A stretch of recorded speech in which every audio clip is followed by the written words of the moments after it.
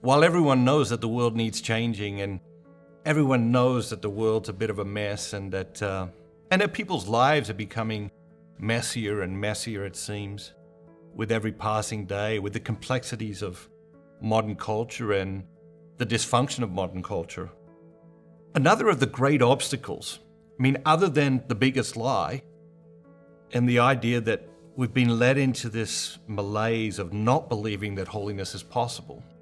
Another one of the big obstacles we face as Christians in the modern world is that most Christians don't actually believe that we can change the world. Most Christians believe, it is what it is. The culture's gotten too powerful. We just need Jesus to come down and second coming, and we need Jesus to take care of business. And that's sad, right? It's discouraging, so the Spirit isn't in it. It's sad, it's tragic, because we're essentially surrendering to the culture.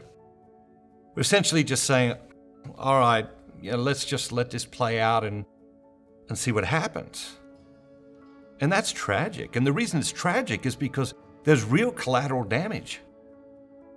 The collateral damage, of course, is you and me to start with, but it's also our children, our grandchildren, their children, their grandchildren. It's the children and the grandchildren of your friends and your family, and that family on the other side of town that you don't even know about, and that family on the other side of the world that you'll never meet. There's just so much collateral damage. There's 7 billion people on planet Earth today. And if as Christians we say, let's just see how it plays out. Wow. That would be the biggest abdication of responsibility in the history of the world. And so we have to get back to believing as Christians that we can change the world. And in order to get people to believe that, and in order to live that out, we have to start differentiating ourselves.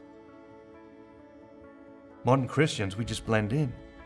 The first Christians were differentiated. They lived differently, they loved differently, they worked differently, they expressed kindness and generosity differently, they welcomed people into their lives, their homes, their communities differently. They differentiated themselves. Modern Christians, we blend in. And so we have to work out, how can we differentiate ourselves, not in a freakish way, because that's easy to do, but how can we differentiate ourselves in a really attractive way?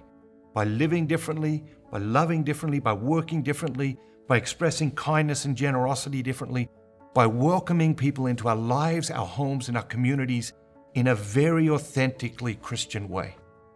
Unless we can differentiate ourselves, we will not transform our culture.